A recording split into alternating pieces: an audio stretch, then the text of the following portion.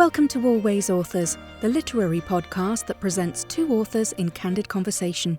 On this episode, we are excited to bring you Hanff Korelitz, the New York Times-bestselling author of 9 novels, including You Should Have Known, which aired on HBO as The Undoing, starring Nicole Kidman and Hugh Grant. The plot, and her latest, The Latecomer, will be available on May 31st.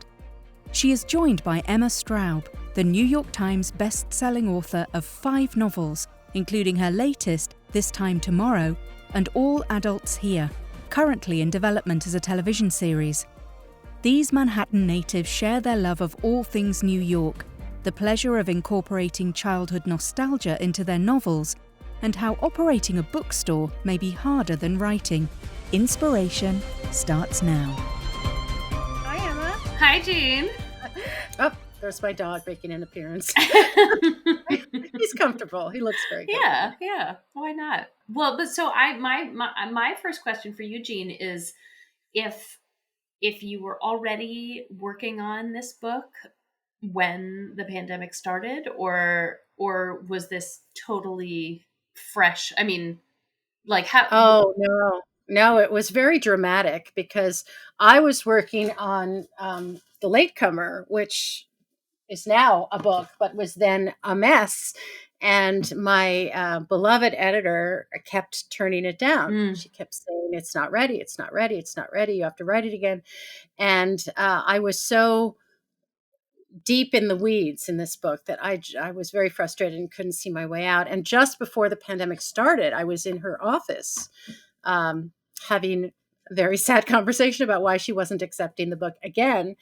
And I said, I have this other idea. And I just kind of started telling this story about a down on his luck writer who can't produce anything, who has this awful student in a terrible MFA program. And the awful student says, I have this brilliant plot. And then the student dies and the teacher decides to write the book himself. And she's getting more and more excited.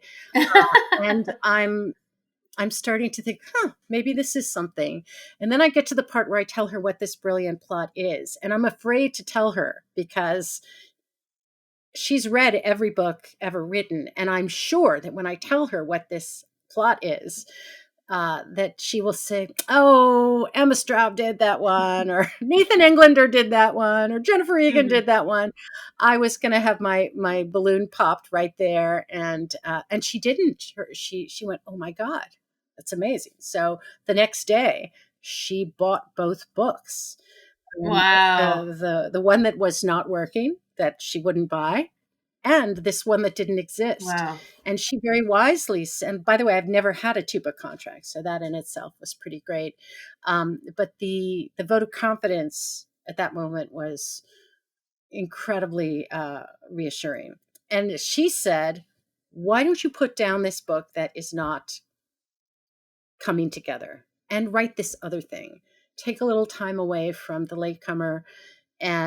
And then the pandemic, the shutdown happened, and I was at a house. My husband and I own in upstate New York, and all we did was we wrote all day, and we watched The Sopranos at night. And that was the first 5 months, and then it was unlike any book I've ever written. It was basically a 4-month project, but it was 4 months in which the world had conspired to give me nothing else to do and a reason not to be paying attention to the news, reading the paper, watching CNN, all of that stuff that I normally do.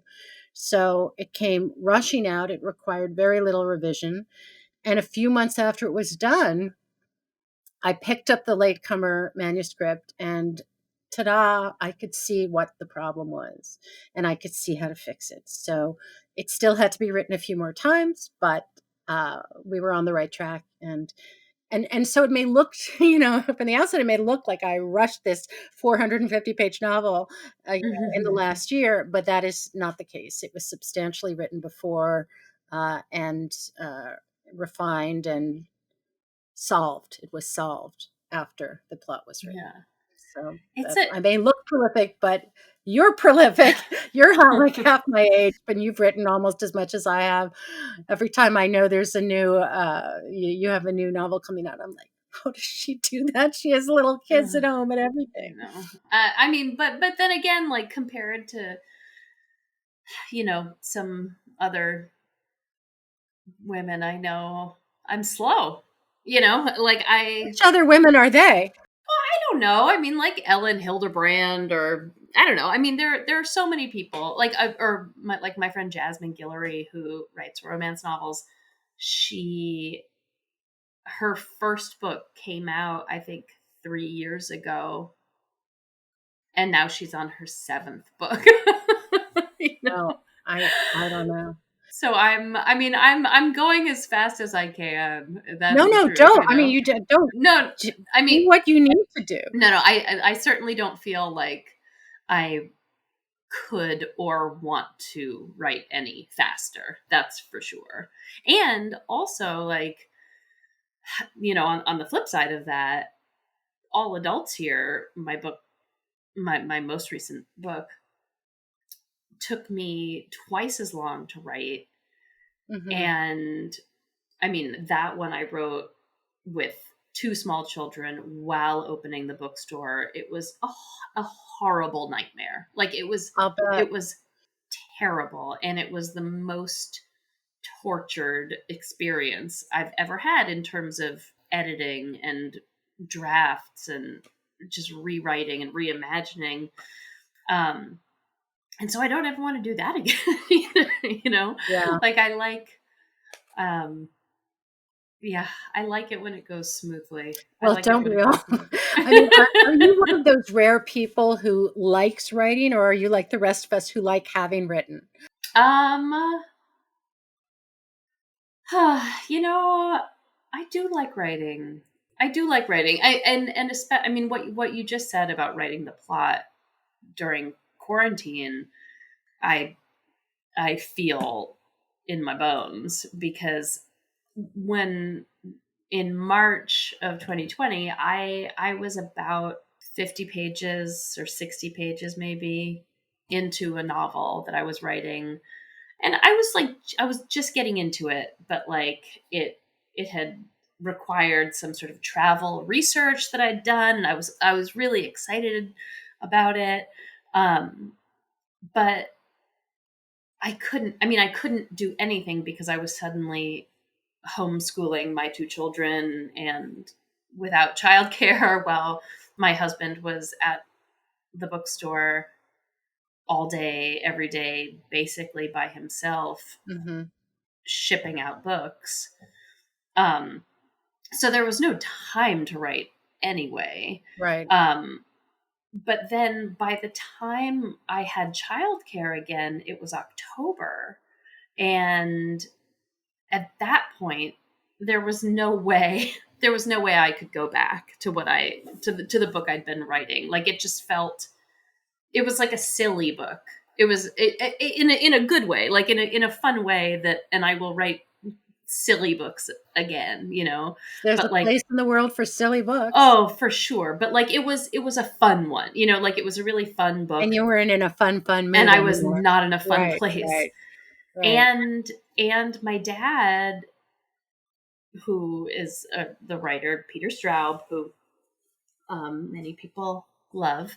Ghost Story. 20 books. One of the most terrifying books I've ever read. One of those books I actually couldn't keep after I finished it because it scared me to look at it.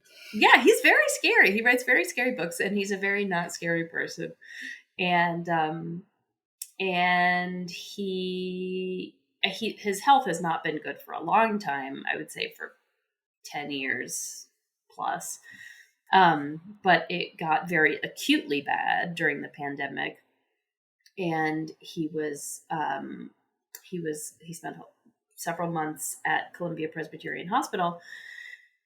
And so what would happen was I would be alone with my children all week, and then one day a week I would go up to the hospital, and even though it was like early pandemic, for some reason, I was allowed to go in and hang out with him. Mm-hmm. And we would just sit there and talk as much as he was able, some days more than others. And I was like, I don't know what I should write. And we'd talk about books and we'd talk about writing and art and life and all of that. And he said, I don't know if he said it or I said it, but I sort of like made a joke, or he made a joke that like I should write about like someone visiting her father in the hospital. And I was like, okay, yes, I will do that. And then, I mean, what that turned into really was me writing this novel that turned into This Time Tomorrow that is about a woman my age visiting her very successful writer father in the hospital. And then she time travels back to her 16th birthday.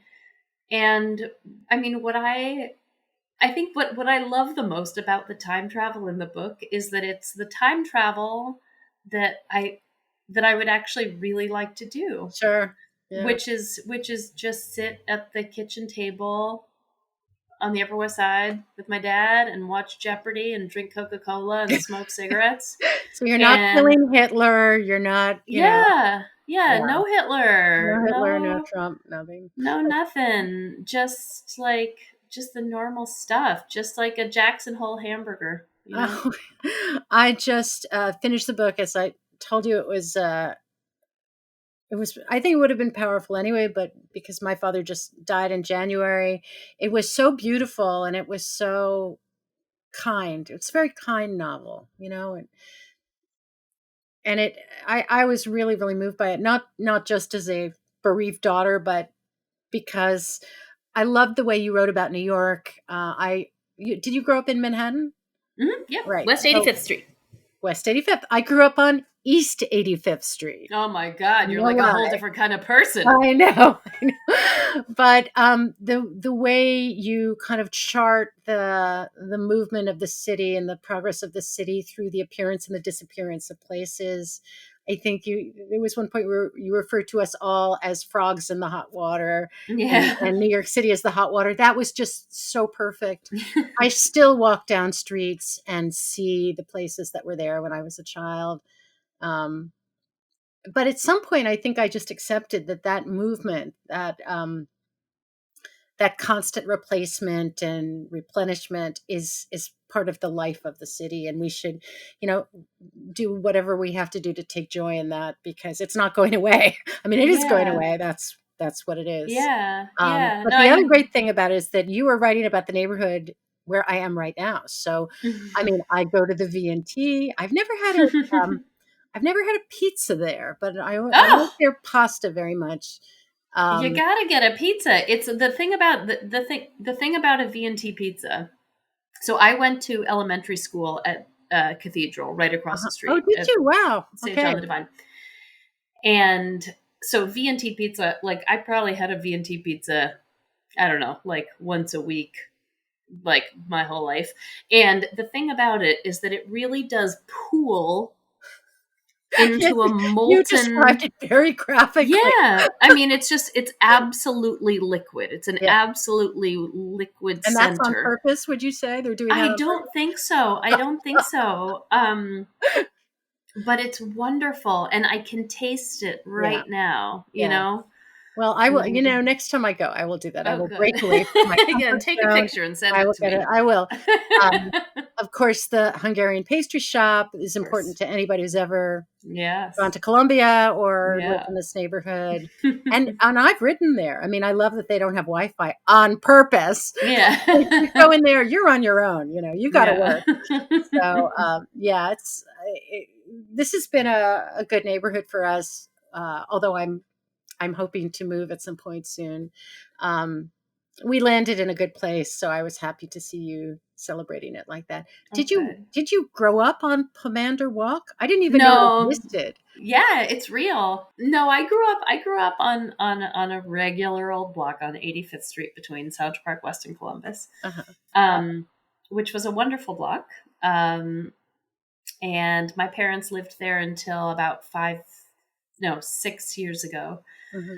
when they moved here to Brooklyn to be just a couple blocks away from where we are. So, Mhm. on the one hand, it's better because I see my parents all the time. And, Mhm. like my mother just dropped off a pint of matzo ball soup in my entryway, like that kind of thing. Mhm. But on the other hand, I really miss the Upper West Side. Like Mhm. and part of the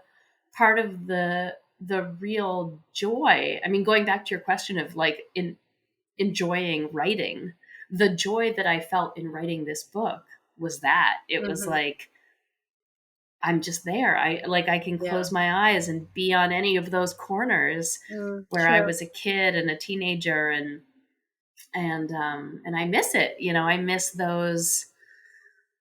those places and those Yeah. It's one of the smells, little magic things about writing fiction. I mean, I set You Should Have Known, which became The Undoing, Yeah. in my childhood apartment. Although by the time Hugh Grant and Nicole Kidman were living with it, it looked a lot nicer, a lot nicer.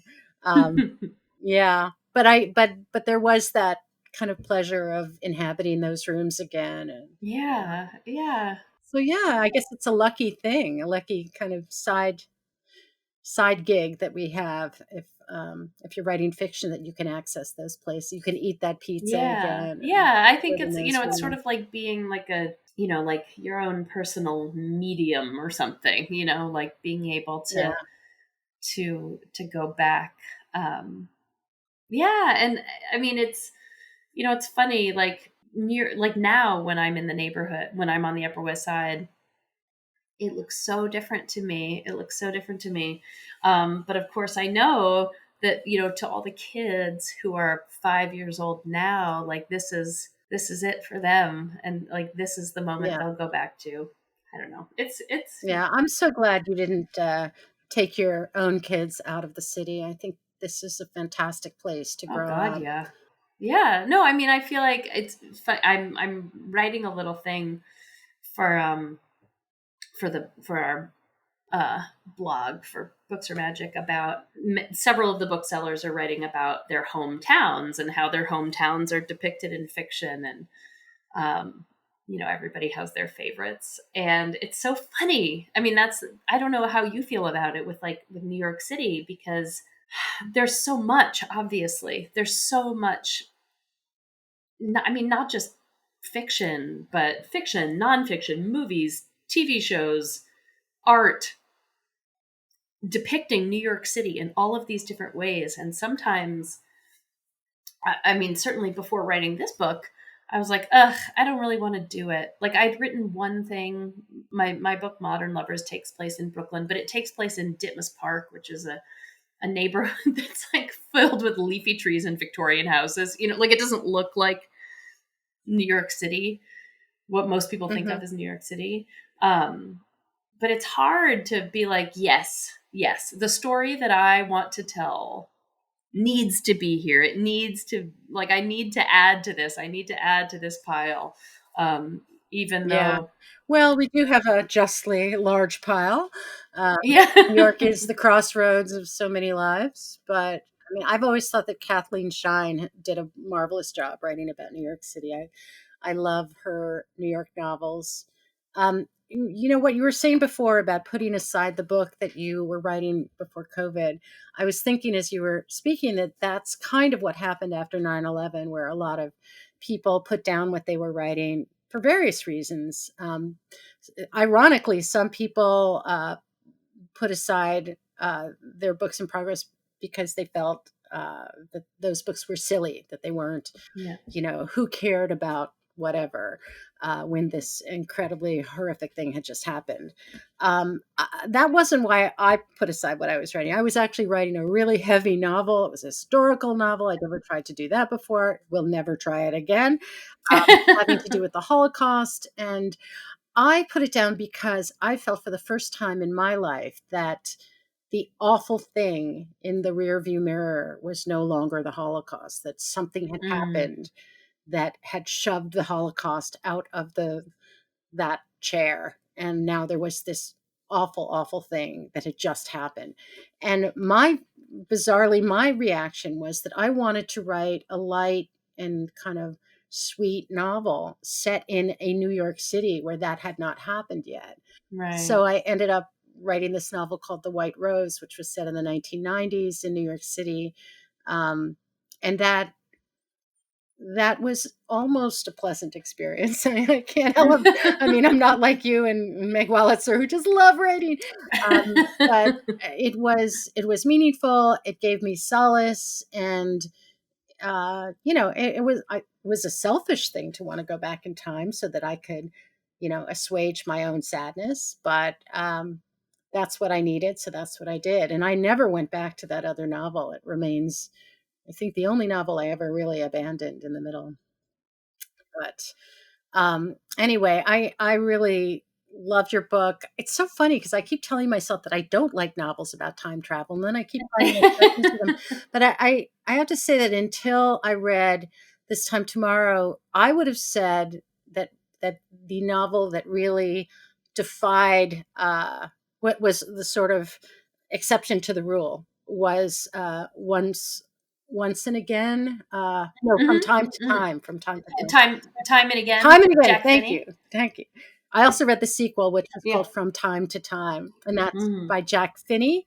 Mhm, mhm. And that was just so terrific. And I Yeah. actually wonder, I was thinking of it while I was reading your book, because your book does mention the Museum of Natural History, which does figure in From Time and Again. But Yeah. was that a coincidence, or were you? Yeah, well, I read it. I mean, I read it, I read lots of time travel books just to sort of get my bearings.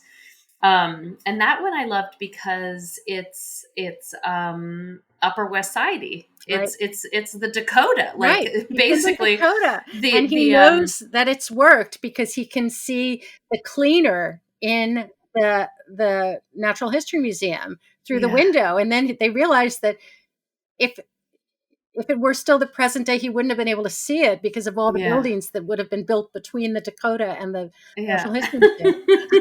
So when I saw Yeah. the Natural History Museum, I thought, well, yeah. I mean, every New York kid has a relationship with the Natural History Museum, but Yeah, I mean, I have a tattoo. I have a tattoo of the whale. oh wow, wow, because I love that room. I love that room. yeah, Like that room really, I mean, it's, I mean, the book is fiction, of course. But it's also not at all fiction. I mean, it's by far the most personal. autobiographical, deeply personal book Yeah. I've ever written and ever really intend to write. Right. But I mean, what I say in the book, which is how I feel, is just that it feels sacred to me. Like it feels sacred in the same way that a dark movie theater, like an empty, dark movie theater in the middle of the day, feels sacred to me. Just like dark and quiet and filled with beauty. Like that, that room, when I was able to take my kids back there after they reopened, I burst into tears. You could have gotten them vaccinated there. They were doing I vaccinations. know. Oh my God. It drives me crazy. That would have I been didn't. super meaningful. Oh man, I tried. I couldn't get an appointment. Oh, that's too bad.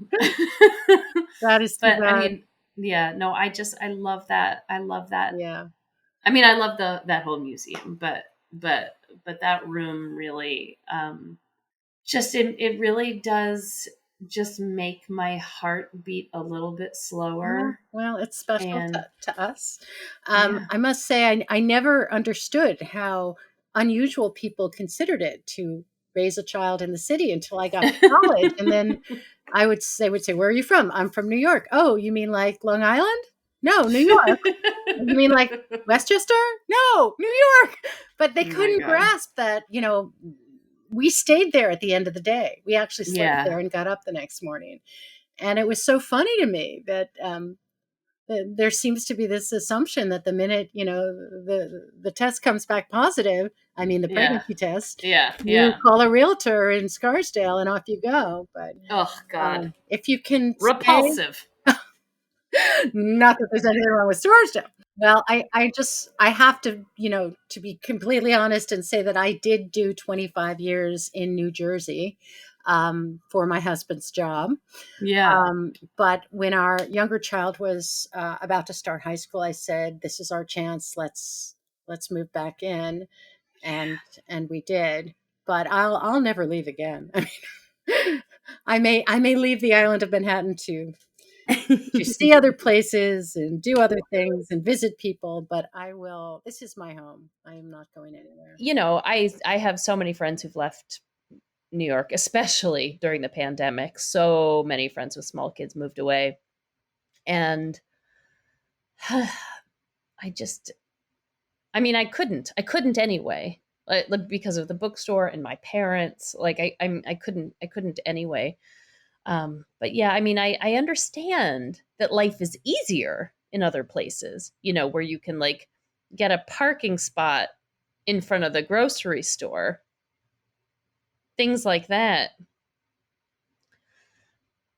But yeah, no, but But in suburbia, I was in my car all the time. My kids were imprisoned in the back seat.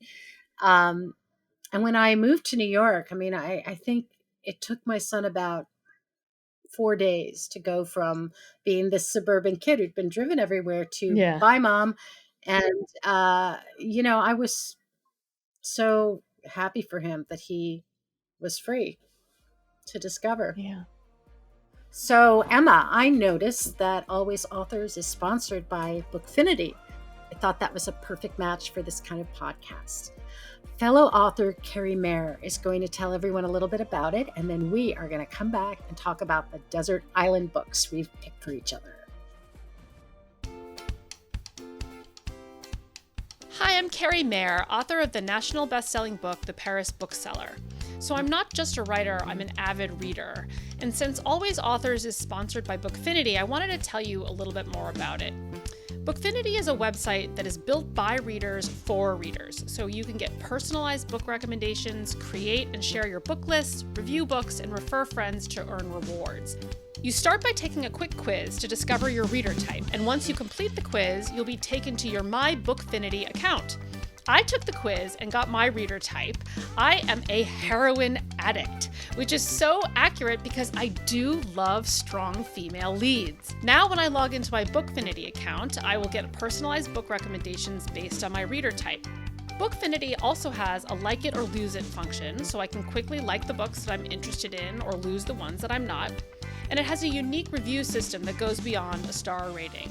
I love that I can review a book based on how it made me feel and recommend it to others. To get started, visit bookfinity.com and take the reader type quiz and create your personalized account today.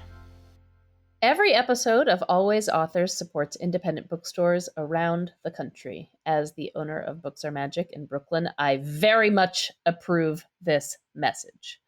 Since 1929, the Penguin Bookshop in Sewickley, Pennsylvania, has offered a unique and extensive collection of new fiction and nonfiction for all ages. Located just 20 minutes outside of Pittsburgh, the Penguin is one of the area's greatest treasures and remains a vibrant literary resource for the entire Pittsburgh region. Well, for one thing, I don't ever want to be on a desert island. People think it's be a nice place to read, hang out in the sand, take in the sun, but I'm not a beach person at the best of times. So let's call it a desert island chalet or cabin where you have a nice, comfortable place to read and somebody to bring you tea all the time. The books that I would FedEx to you in this place, first, and I'm sure you've hand sold this book thousands of times, is Dolaire's Book of Greek Myths. It is the single most important book I have ever read. And it, not only did it make an entire college class on mythology completely redundant, but it made me an atheist at the age of 8. It's not that I'm out to make everybody an atheist, but I mention that because the power of orienting a child in the cosmos in such a way that it sticks for the rest of their life, I think is pretty amazing. It's also the most beautiful, funny, informative, wide-ranging, powerful, incredible book.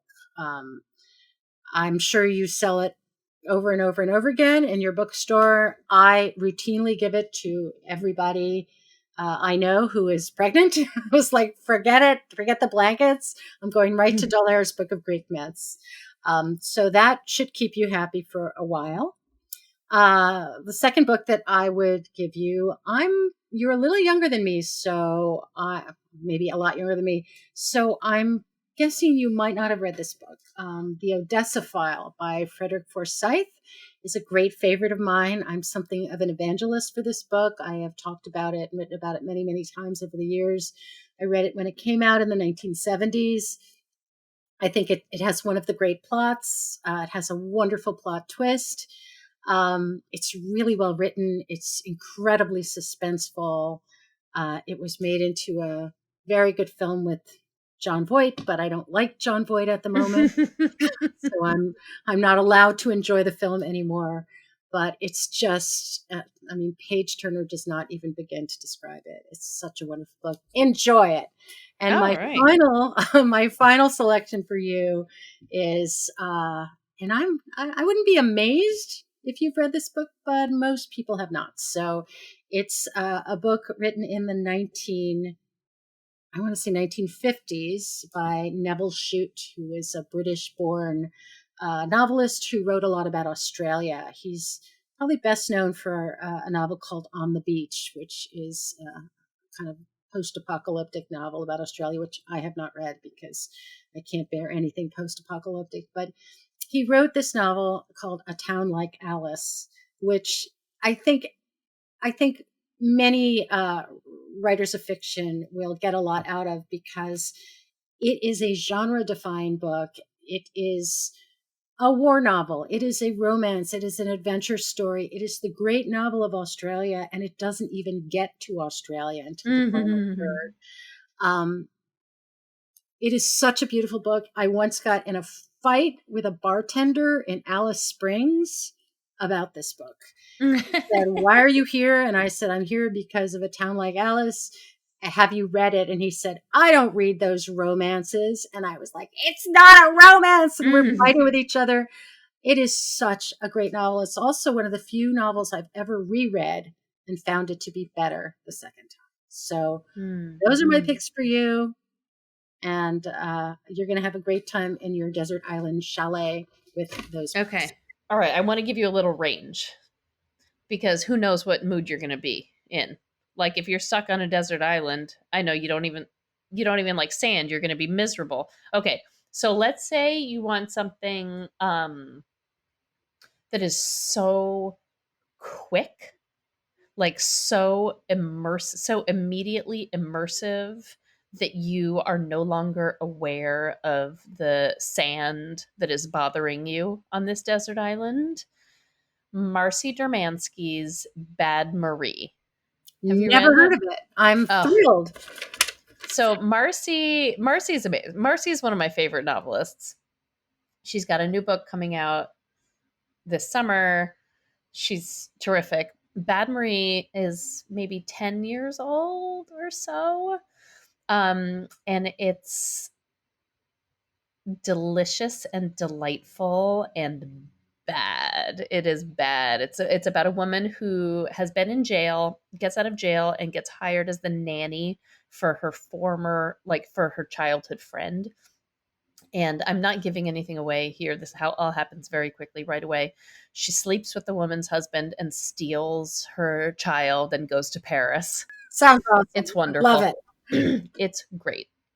Okay, so that's when you're in the mood that you're like, I need momentum. I need momentum because there's no momentum on the desert island.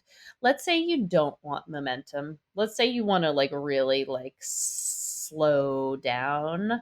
I would go Middlemarch. I would I've go never Middlemarch. actually read Middlemarch. Oh, it's good. Middlemarch is one of the few books that I have reread, and really like enjoyed it. That experience that you just described, where you're like, oh, thank God I'm reading this again because I'm getting more. Um, I could do that with Middlemarch once a year, probably, if I had the patience.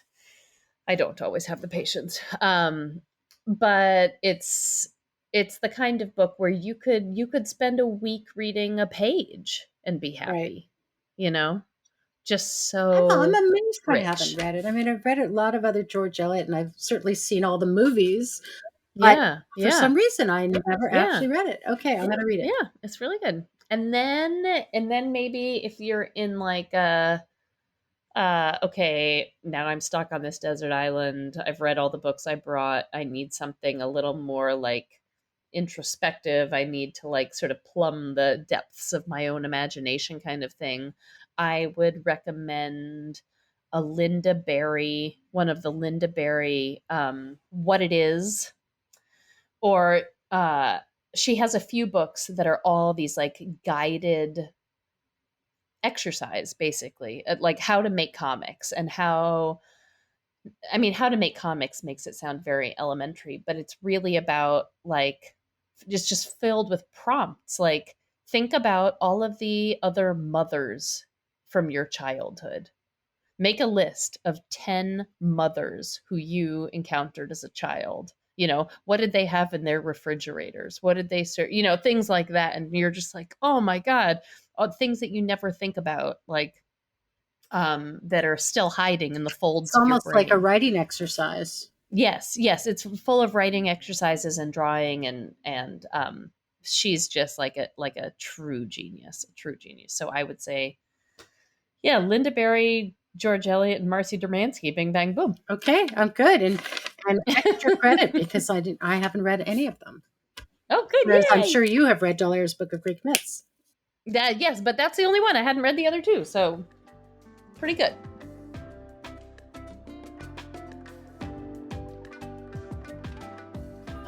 Your book is right here, but it's out of the screen, out of the frame. I've got to move it. Good cover too. Are you happy with the cover? Thanks. Yeah, it's I wanted something with no people on it. Do you have fights about your cover, or are you always happy? How do you feel? They're never fights because my default position is that I'm not a visual person, and I'm not. I don't think in pictures. I could never conceive of something. However, occasionally when they show me something, I say, "Could you try this?" or "Could we tweak it this way?" And when the plot came, the cover of the plot, I didn't know what it was. I didn't know what it was, and I showed it to my husband, who looked at it for about 5 minutes and said, "Is it a dog?" Okay, let's remind ourselves what this looks like. Okay, is it a dog? He said. All right, so we did tweak it. We made it 3-dimensional here because it was sort of flat. Is it a dog? You know what? It's not a dog. It's a view upwards from the bottom of a grave is what it is. But it's so meta. It's meta, and then it's meta on the meta. Yeah. Eventually, I came to absolutely adore this, but I never, it was never something that I envisioned beforehand. For the Latecomer, this was really cool. The Latecomer is about a family in Brooklyn with triplets who decide to have a fourth child when their triplets are about to leave home for college. Oh my God. Can you imagine doing that? Like, hey, I have a great idea. The kids are off to college. Let's have another baby. But this isn't just another baby. It's a leftover embryo from the triplets. So this is what they came up with. And we had a whole a conversation about whether there should be thorns. Of course, there should be thorns. This family, Yeah. lots of thorns. So, but the idea that they look like little bud vases, but they're actually test tubes, and that this little last one is sort of growing up much later. So that was Conversations, not arguments. I always have arguments. Oh, arguments. You have Oh, yeah. arguments. Oh, enormous arguments. Always. Not with this one. This one we didn't. I think it's very colorful and it's very beautiful. Thank you. Yeah.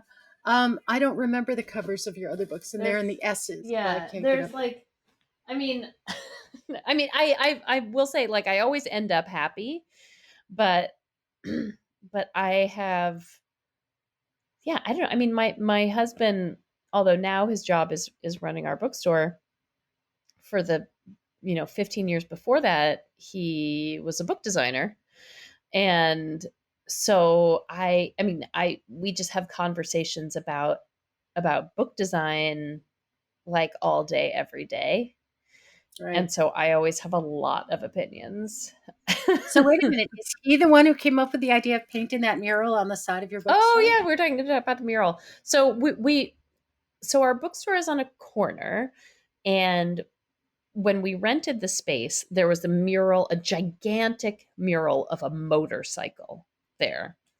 And so when we rented it, we made sure with the landlord that we would be able to paint whatever we wanted. And he said, sure.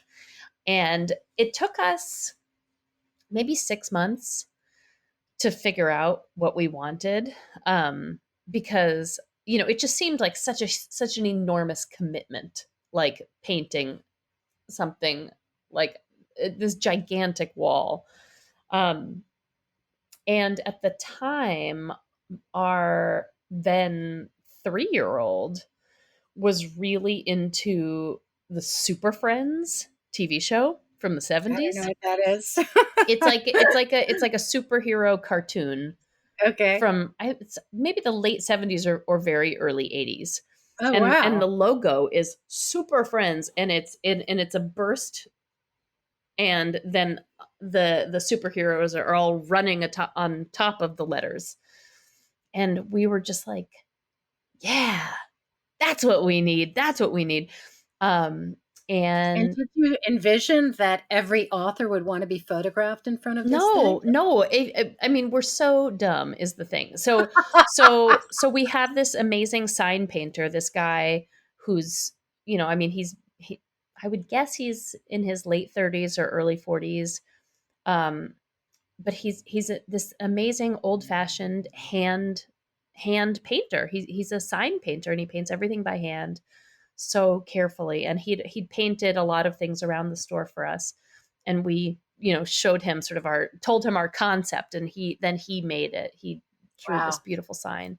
Well, it's great. And it's I remember once reading the book by the founders of Ben and Jerry. Yes, I read that book. It came with a coupon for a free pint of ice cream. Of course I read that book. But I remember how generous they were in crediting the graphic designer who created their not type, but the hand lettering that is still seen on every Ben and Jerry's. They said this was our corporate identity. This was our brand identity. Yeah. And this was before people started talking about branding everything in sight. And I thought, they're right. Yeah. This humble little decision about what the letters were going to look like had everything to do with how we felt about eating the ice cream. Yeah. So, I mean, a lot of credit to your sign painter. Oh, for sure. Oh, God, he's amazing. And it's, I mean, we really had no idea. We had no idea at all that people would, I mean, I guess I thought people would like it, but I definitely didn't imagine that people would come and take their picture every day, and that we would have these just amazing photos of so many people every day. If we'd been smarter, we would have made it a little bit smaller. Why?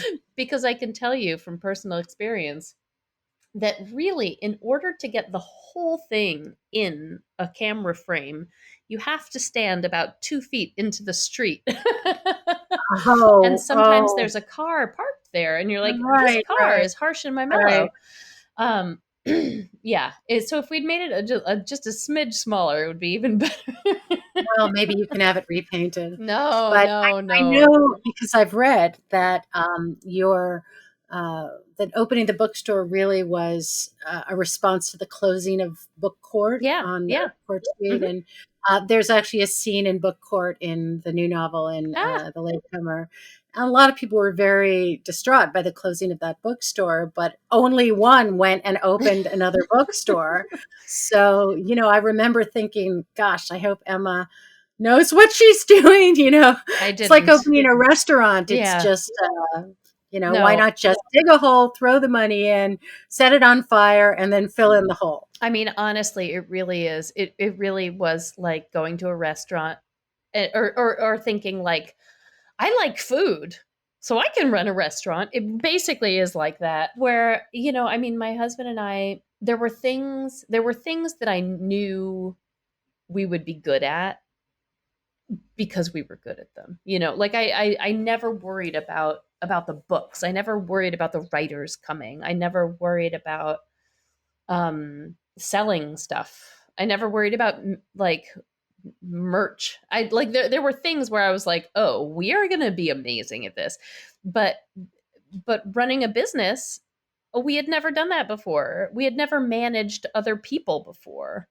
And Right, that was so hard to learn. right, I mean, right. just we made so many mistakes. I mean, so many mistakes over and over and over again. I mean, we still make mistakes, I'm sure, but now it'll be our 5th birthday in May, and now like I would say in the last year and a half really is when I feel like we like actually started to figure out how to do it properly. Yeah, yeah. It takes a long time. It It takes a long time does. It because you have does. to make the mistakes. You know what I mean? You have to make the mistakes and you have to um just have the experience. Like there's no other way to learn really how to do this. So, yeah, it's I mean, now I feel like we're getting into Yeah, the groove. But oh boy. yeah. Yeah, it's a No, I lot. never tried to start it. Well, actually, that's not true. I have a, I have a business that I have a business called Book the Writer, as you know.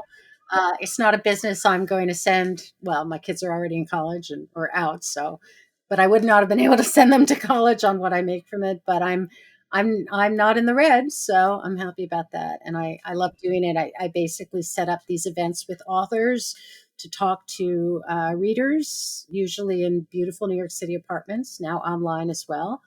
Um, but I've never tried to do anything on the order of what you're doing. So, I mean, somebody asked me yesterday at an event that I was doing, this event in Florida, what's the best and the worst thing about being a writer? And like, I I didn't want to say what the worst thing was because we're lucky. We've been lucky at this, and I've been lucky at this, and I'm solvent, and I've been able to be published all these years.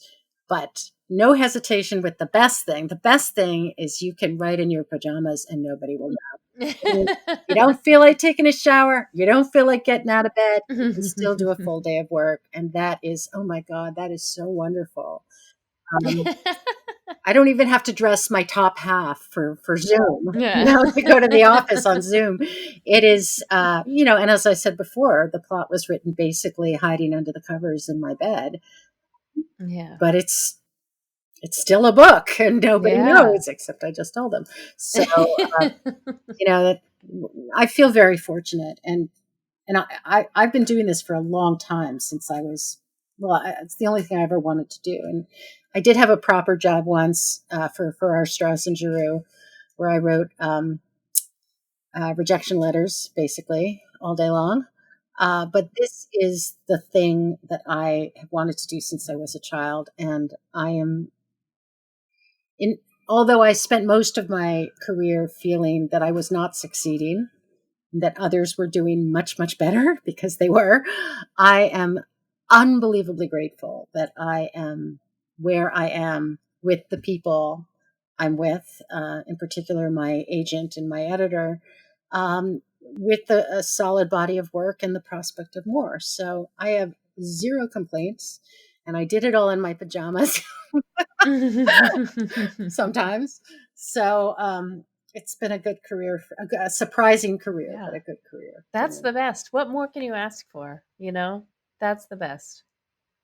Just to keep doing it. Yeah, it's just to keep doing it. And I mean, did you kind of sail into print with your first book, or were there others that were not published? Yeah, no, I wrote 4 novels in my 20s that I couldn't get published. Wow. And then I went and got my MFA, and then a small press published my story collection. And by that point, I was working at Book Court, and then I was able to sell a novel. Wow, I had based no on that. idea. See, you should never assume, because you know your first novel, the first novel that I was aware of, seemed to come at a very young age. Yeah. I remember we did one of our Book the Writer events with Julia Phillips, and I'd never met her before. I didn't know how lovely she was. Yeah. All I knew was she was in her 20s, Yeah. and this book had won everything, and it was a bestseller. And then I read it, and it was terrific. Yeah. But at the event, at the book group, she told us all about, you know, how dire her situation had been and how hard she'd worked, and nothing was getting published. And you kind of go, assume nothing, you know. Yeah. People, they may seem very young, but they have done their 10,000 hours, I guess you could. Yeah. Yeah. No, the only people I think we can definitely just always be mad at for sure are the like 23-year-olds. You know, The like 23-year-olds. Well, like you mentioned Meg Wolitzer, who I love to pieces. Meg is a terrible person because she published a book. She published her first book when she was still in college. Yeah, I've got it right here. Sleepwalking. And you know what was so frustrating about that? I hadn't met Meg yet. Sleepwalking is the novel I was supposed to write, because I was obsessed with Sylvia Plath. And when I read it, I was like, who is this woman? Of course, you know, she was my contemporary, and she was a smart woman, and she had read all the books that I'd read and had all the same obsessions I had, but she is so hardworking. I know. No. Meg is the only reason I can say that we should be mad at Meg is because Meg knows that I could never be mad at her in 1,000 years.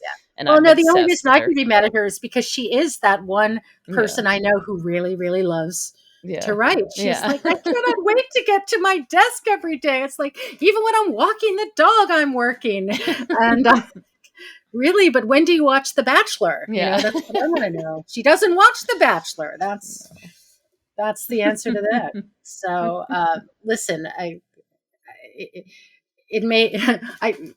Daniel Radcliffe gave this interview where whenever he complained about his job, his father would say, "At least you're not down the mines." And I always think, you know, gosh, I was a chambermaid one summer. That was a terrible job. And you couldn't do it in your pajamas either, I can tell you. So, you know, it's wonderful work if you can get it, if you can do it.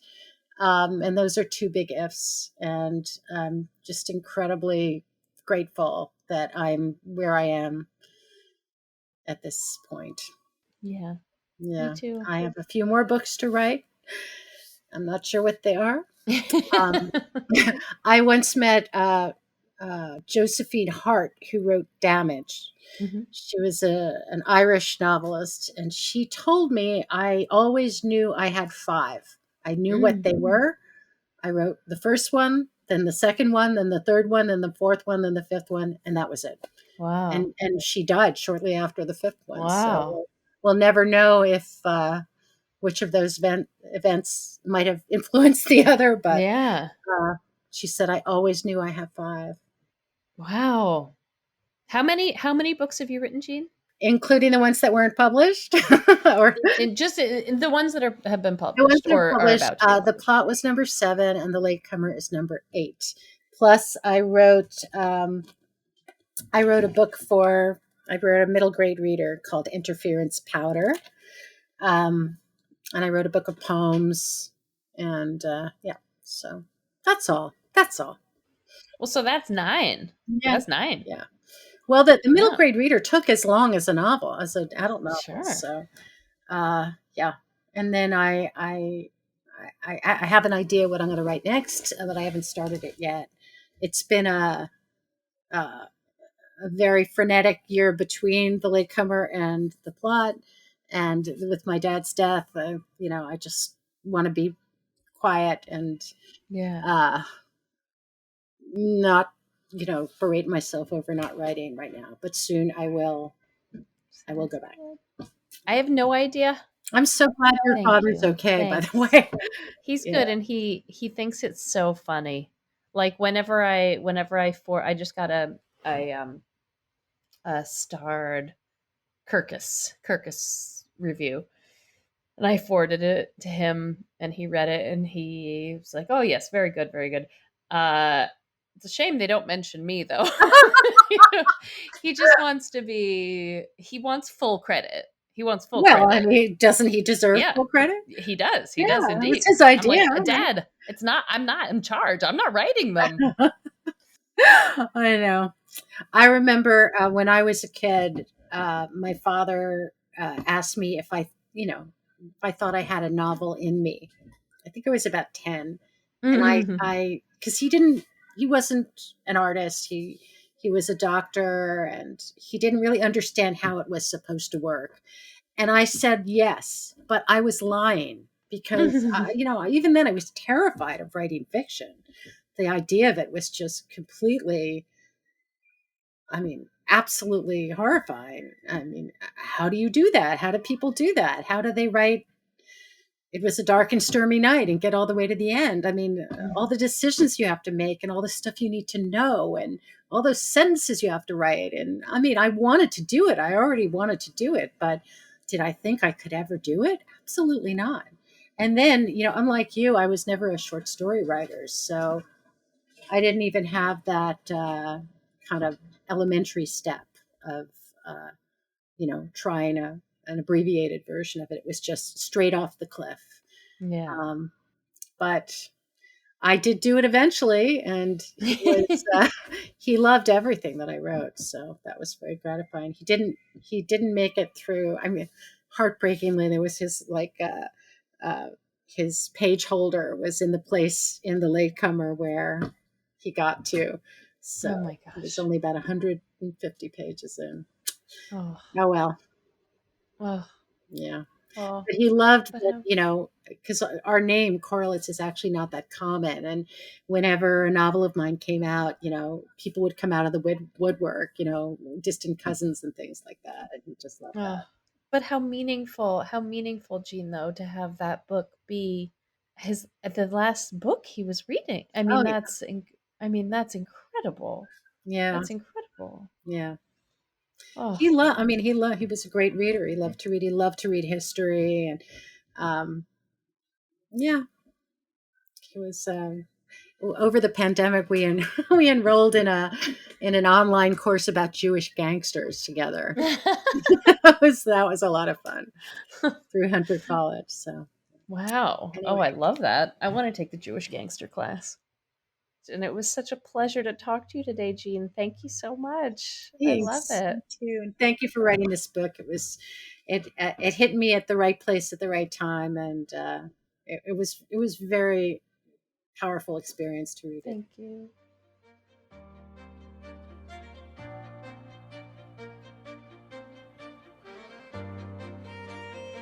Thank you for listening.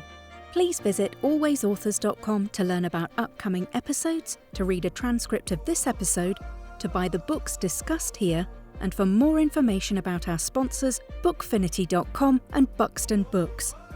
Always Authors is an exclusive production of Atomic Focus Entertainment. Cheers.